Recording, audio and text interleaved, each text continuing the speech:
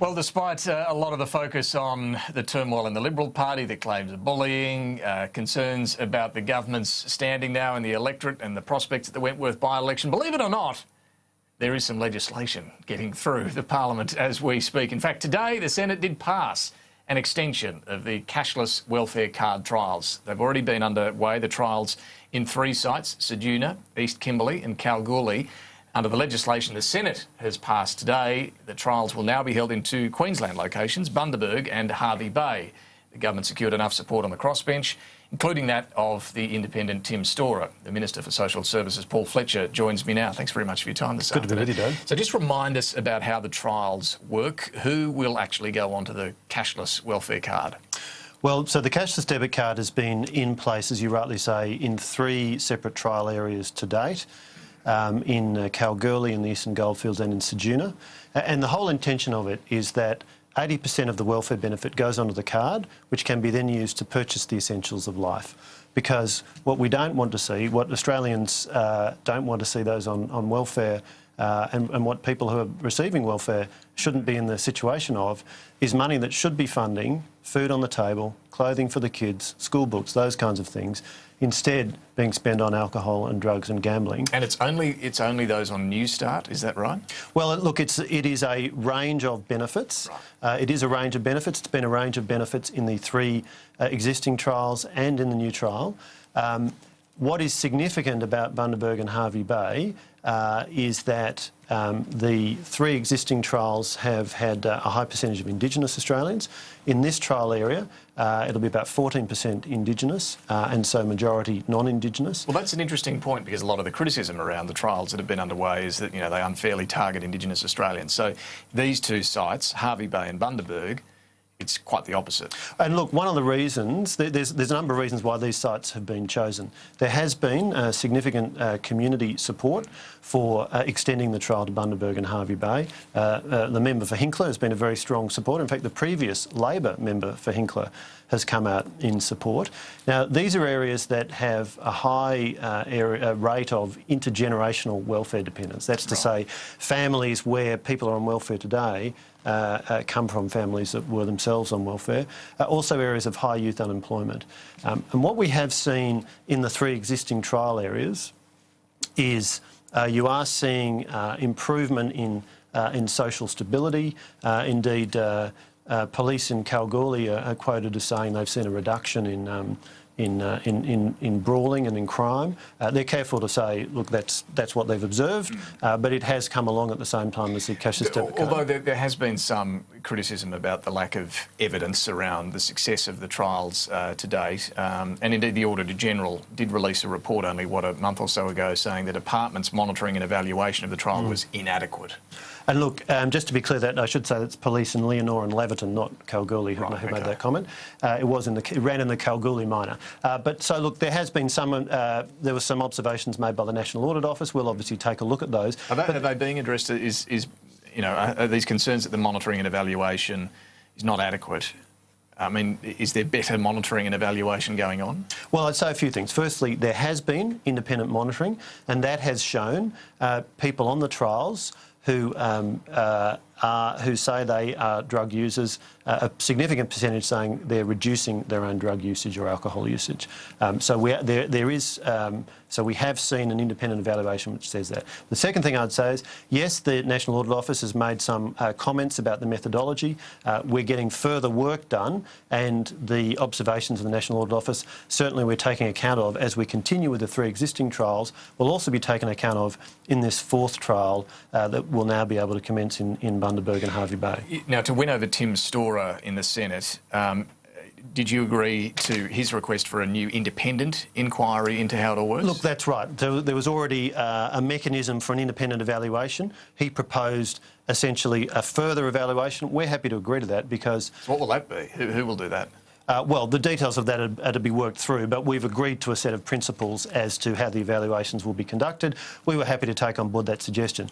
Look, all of these are trials, but what we do know is that we have communities around Australia where there is significant alcohol and drug usage associated with a general lack of the social stability that we would want families to be living in, that we want kids to be growing up in, and associated with high rates of welfare dependency. And so what we are determined to do is make every possible effort to look at ways to increase stability and make sure that welfare money is putting food on the table, clothing for the kids, school books and so on. And look, I do want to acknowledge the work of my predecessors, Dan Tehan and Christian Porter, who have carried this through, and the fact that the Senate has now passed this legislation today means we can now expand the trial to Bundaberg and Harvey Bay. Would you be seeking further expansions before the election? Any further sites? Well, look, let's, I think, just focus on what the significance of today. The significance of today is that the Senate has now passed this legislation. That does mean we can now go to a further trial, and we want to get that trial underway. We want to be in a position to assess the results. We want to continue to assess the results of the 3 existing trial areas. But look, the outcomes so far have been encouraging, and this is such a serious social problem that the Morrison government is determined to do everything we can to make our welfare system work more effectively to support the people who are on it, so that people are actually getting what they're supposed to be getting. Can you use the cashless welfare card still to buy gift cards, or has that also been changed? So there are a number of technical implementation issues that have been worked through over the 3 existing trial sites. You're right to say that one of the questions was, could it be used to buy gift cards, which could then in turn be taken into a shop where you could buy alcohol with them. What's the position on that now? Well, so we are essentially working with the provider. What we do in each location is identify the restrictions on the card, the range of venues where the card can be used. There are some tricky issues to work through in shops that sell both alcohol and groceries. So it's quite a detailed case-by-case approach. But what is at stake here is so important in terms of welfare supporting people in the way it's supposed to, fairness to the people who are being supported by welfare, fairness to Australian taxpayers who are paying for welfare. And I can understand all that, but as you know, the main criticism of this is it's social engineering. The government's saying you can only spend money on this and not on that, and we'll, put in place. What do you say though to, there are pensioners in what little money they have spend too much on the pokies. Why don't you intervene there? I think if you look at the locations that have been identified, it has been based on the data about the situation on the ground. So as I say, Bundaberg and Harvey Bay, high levels of intergenerational welfare dependency. So these are all issues where...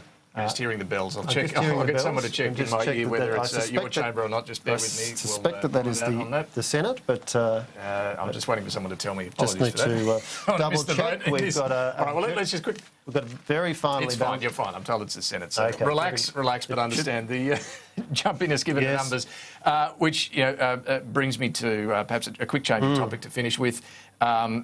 The Prime Minister today on the claims of bullying within the Liberal Party has said, I don't believe there is bullying in the Liberal Party when it comes to what I think people would ordinarily understand that to be. Do you agree? I certainly don't believe there is any kind of systemic bullying. But of course, if a complaint is made about unacceptable conduct within the workplace, it needs to be addressed, it needs to be investigated. As the Prime Minister said, we have the whips who provide that pastoral care to members of the Parliamentary Liberal Party, but of course any serious issue does need to be addressed. All right, but are you aware of any serious issue? I am not. What do you think about the idea of quotas to get more women into the Liberal Party ranks? I certainly want to see as many talented women coming into the Parliamentary Liberal Party as possible. We've just, for example, selected a highly capable woman candidate for the seat that used to be Melbourne Ports. I've just forgotten the name that it's changed to. Jane Hume in Victoria, just been pre-selected, I'm very pleased to say. We've got lots of, a significant number of very talented women in the Parliamentary Liberal Party.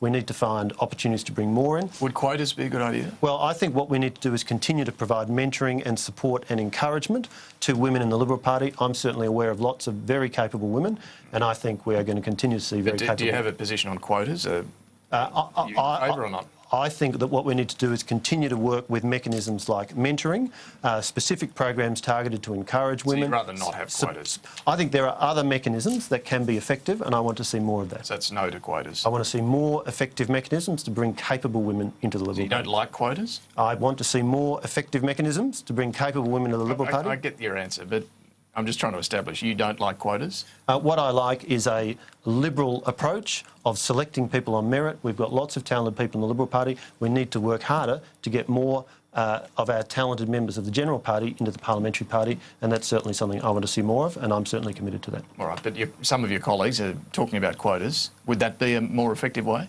I'm aware of the views that some of my colleagues have articulated. I think there are other things we can and should be doing, and I want to see us do more of that. And just finally, you didn't support the change in leadership from Malcolm Turnbull. You've seen the various of your colleagues struggling with this answer as to why it happened.